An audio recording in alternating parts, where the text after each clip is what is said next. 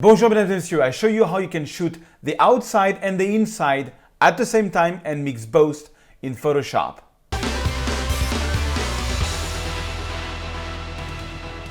Bonjour mesdames et messieurs and welcome to episode 95 of my photography, Lightroom and Photoshop tips.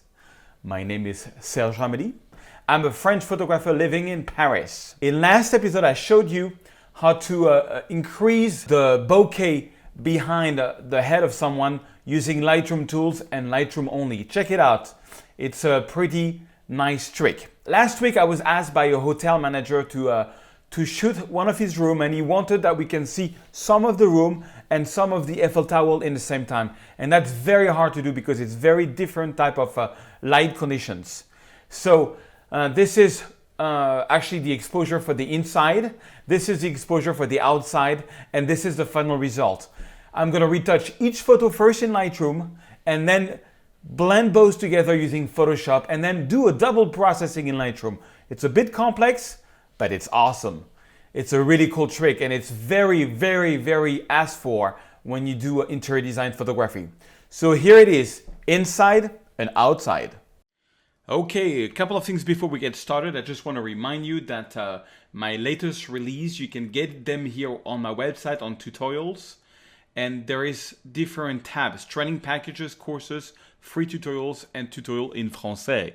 On training packages, you have the Lightroom preset volume 1, 2, 3, and 4. You get 250 presets of Lightroom.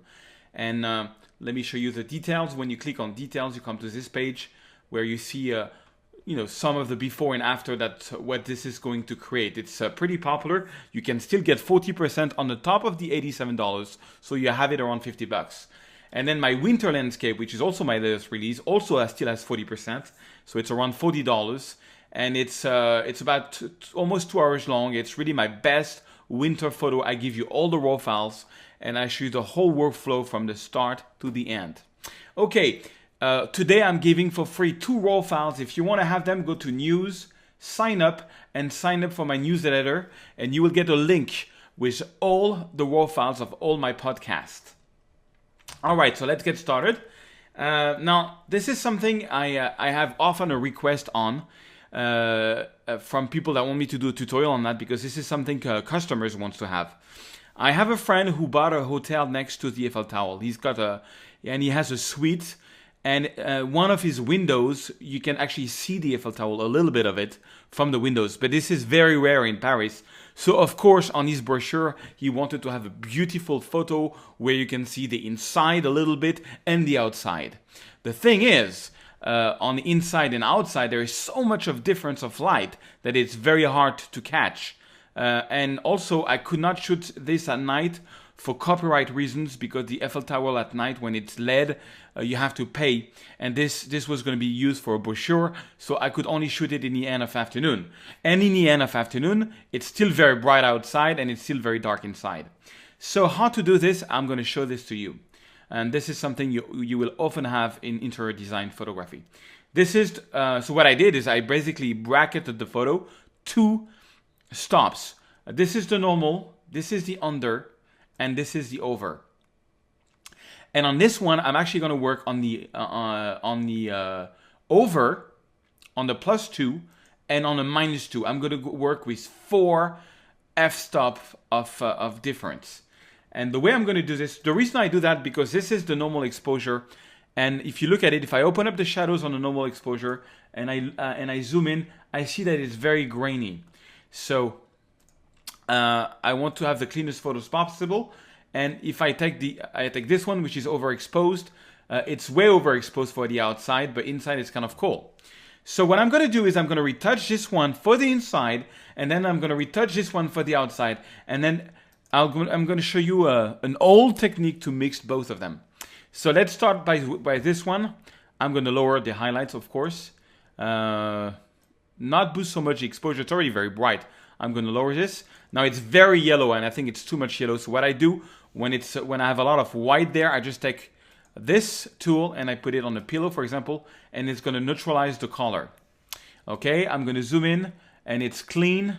Now it has some very nice fabric on the walls, but I think on this kind of fabric, if I add clarity like this, it just doesn't look nice. So I'm going to do like a little minus clarity to make it a bit, a bit cozy.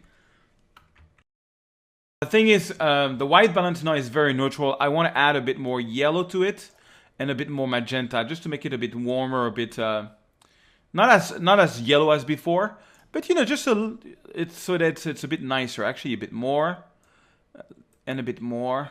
I just do it, by hand, until I have something that's pleasing to me. Not too much. Maybe a little less magenta. Nah. It's kind of really hard to get the real color you want to have, especially when there is a lot of whites. Okay, maybe I'm going to go for something like this. But anyway, I will be able to change it afterwards and you will see how. Okay, so I'm pretty much satisfied on the basis of that. I'm not going to enable the profile correction because this will make some distortion to the photo, and I'm going to mix both of them. And sometimes I've had troubles when I enable the profile correction, so I'm not going to do that now. I'm going to leave this as such. So now I retouch this just for the outside. I still think it's the colors is not right. Let's see if we go for, we can go to camera calibration to landscape. Sometimes it gives a better feeling. No. Okay, let's go to neutral. Yeah, neutral is very neutral. I want it to be warm. Okay, I think I'm going to add more yellow to it. Yeah, and a bit more magenta. Okay, I'm going to go on this. Okay, now on this one, all I'm going to do on this one is look outside of the window until I've got something that's pleasing. Okay, I can still open up some shadows and maybe boost up some exposure. Bring down the highlights is going to make it too dark. I'm going to add clarity on this because I think it looks cool for outside. And maybe add some blue. I really want to add some blue, add some vibrance. I really want to be that it's the night outside and it's blue. Something like that, maybe just a little bit brighter. Okay, let's check out the noise, how it is outside. It's a bit grainy. So, well, let's do a bit of noise reduction. And let's do a bit of sharpening. My rule, I take 100. So if I do 19 of, I'm going to do actually 30 of noise reduction on this one. So then I'm going to do 70 of sharpening. Masking, I'm going to put around 50.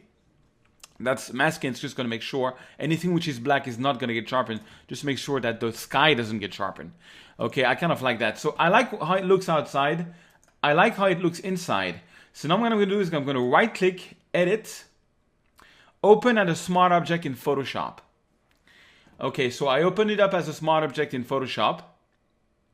And now I'm going to do something with the dark one. Right click, edit, open as a smart object in Photoshop. All right, so now I'm going to take the move tool and I'm going to take, so I'm on the tab version and I'm going to take this photo, oops, and I'm going to drag it over this one. And before I drop it, I'm going to press the shift key, which is going to make sure it's completely aligned. It's completely on the top. So now, let me show you my layers. I've got the dark one on the top of the light one. So now I'm going to turn off the light one. And I'm going to go on the dark one, I'm sorry. I'm going to go on the light one. I'm going to zoom in at 300%. That's the rule, 300%. So you can look, the percentage is here. 50, 67, 100, 200, 300. It's a lot of zooming. I know. And then I'm going to use the pen tool, which is P. Pen tool is here. I'm just going to make sure that it is on pass. And auto add delete is on. Yeah, basically that's that. Okay, I'm going to start at the bottom. And what I'm going to do is I'm going to make a selection with the pen tool. So I'm going to go like this. And I'm just going to follow. So all you do is you press the space bar if you want to move the photo. And all I do is I click and I drag and I just follow and I go into the fabric. I click and I drag and I follow and it's going to follow the curve. I click and drag. Now if I make a mistake like this, for example, I press Command Z. If I did it twice, I press Command Alt Z to go twice back. And what I try to do is go inside of the fabric. Being at 300%, you really can see all the details. And and you have to go, you know, I could go a bit outside of the fabric of the curtains. No, you want to go slightly inside, and that's only possible if you are at 300%. And on the key to the pen selection is to really, you know, it takes some time. So I might not, you know, bother you with doing the whole thing. I just want to show you that the pen tool is really useful, and I still use it whenever you can make very clear selection, very clear cut selection, which is a case here. I mean, what I mean by that is that it's, you know, the fabric is pretty neat. It's not something which is very feathered, you know, like, I don't know, hairs or something. You know, you couldn't do hairs with the pen tool, but you can definitely do that. Okay? And when you come on top here, just click here in the corner. Okay, click here in the corner. And now we go down. And I just click and drag. Click and drag and just follow the line. And so if it goes curve, it's just going to follow the curve. And try to see, for example, this one is wrong. So one thing you can do is then you can press the command key and reposition the point. The command key is going to reposition the point, and the alt key is going to reposition the curve here. And you just follow along. And the pen tool is really what we used to be using a lot. Oh, you know what? I'm making a mistake. I'm going to go back a couple of times. I'm sorry. Look at this. This is some. I'm so much zoomed in that I didn't see that I was just halfway of the photo. So to go back, I'm pressing Command-Alt-Z.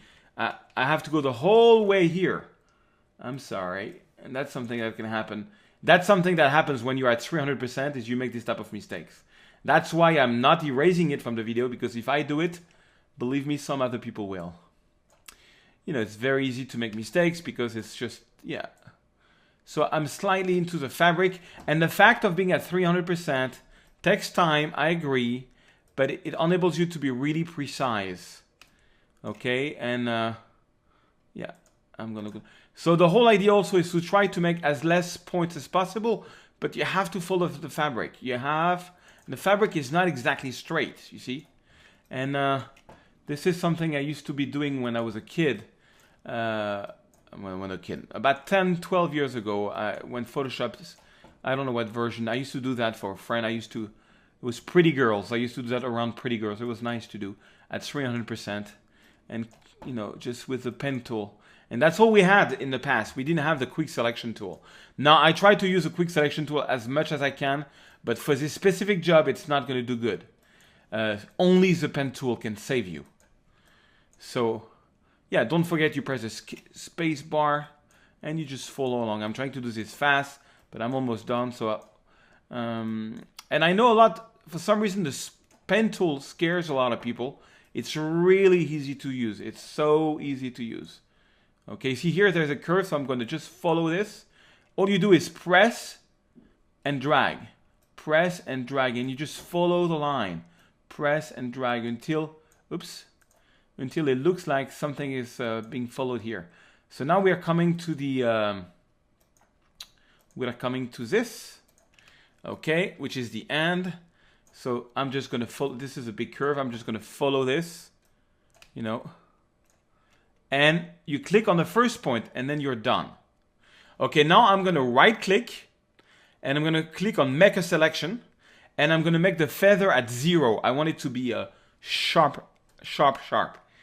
And you will see why. So now I've got a selection, which I like. So I have my selection. I'm going to go back on the dark one, okay? And so now it's selected, and then I'm going to click here on the mask. And boom. So now, well, there is still too much difference. You know, outside it's too dark and inside it's too bright. Well, that's why I opened up a smart object. I can just double click on this and I can just lower the exposure. Click OK. And it's going to update. And I can double click on this and I can increase the exposure until I have something which is matching and which is nice, you know. Okay, that's better. I still don't like the colors on this one. I don't know. The first time I gave it a try, I think I went more yellow and more magenta. I kind of liked it. I think I'm going to make it even darker. Yeah, I'm going to make it a bit darker. Minus clarity. Okay. All right, let's try that. Okay, so that's, yeah, it's a bit darker. So let's, I'm maybe going to change the white balance also a little bit. Maybe take a bit of magenta, add a bit of yellow. It's kind of hard to get the right colors on this. I don't know.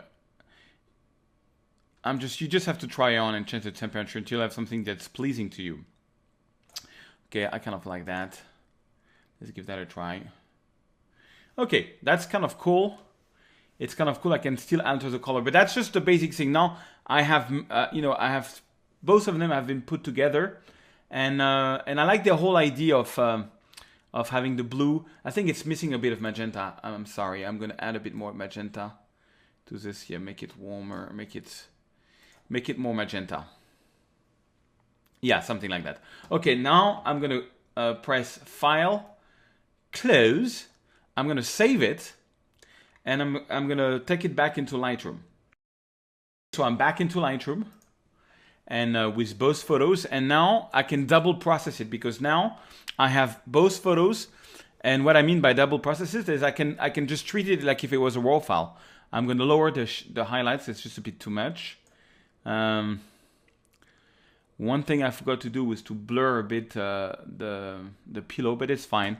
You can always add some clarity to it. You can take a brush and minus clarity on it, and just, I like to make the pillows a bit, oh, there is a bit of, let me press reset, sorry, and just minus clarity. And yeah, I hate when the pillows are, I like when they're a bit fuzzy, Okay, that's kind of cool. All right, let's maybe increase a little bit the shadows, not too much. Let's do the white point and the black point. So Alt, the white point and the black point to make it a bit darker. Okay, I think this is too bright. So one thing I'm going to do is I'm going to put a vignette effect so that it drags less attention on it. I want to make it more cozy, something like that. I think it needs me more orange, so I'm going to go to the hue and maybe add a bit of more, all the yellows into orange and the reds.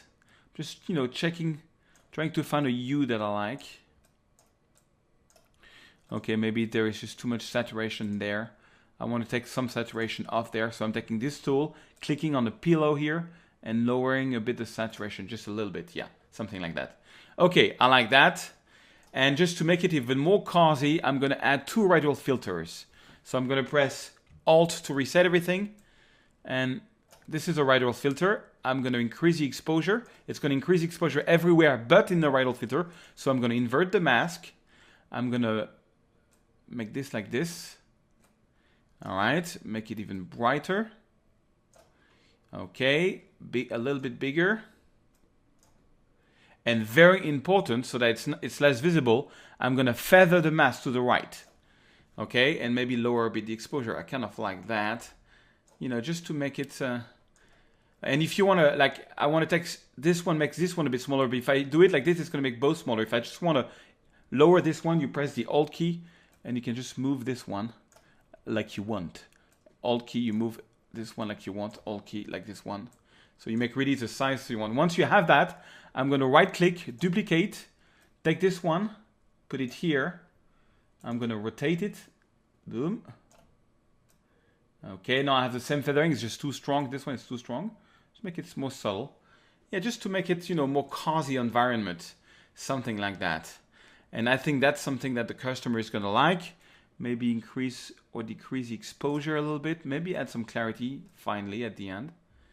And yeah, add a bit of yellow, just a little tiny bit to make it shiny. I mean, really the hardest thing on this one is the white balance. But you see, that's the original photo.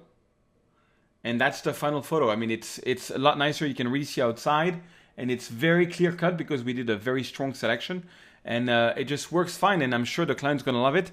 Maybe it's a bit too much saturated. I'm gonna take up some saturation. I'm not really happy with the white balance, but that was not the point. The point is really this window technique, and it's a bit more complex to do, but it's really worth it because you can make amazing atmosphere, and actually like the result pretty much. It's kind of cool. It's kind of cool. Alright guys, I hope you like this episode. I want to thank everyone because this week I have reached 100,000 subscribers. And that is thanks to all of you guys for being there weeks after weeks. I ask you again, if you like this episode, to leave me a comment on any other ideas you want me to do tutorials on, and or anything you want to tell me. Thank you very much for being there every week, and I'll see you in the next episode. Au revoir.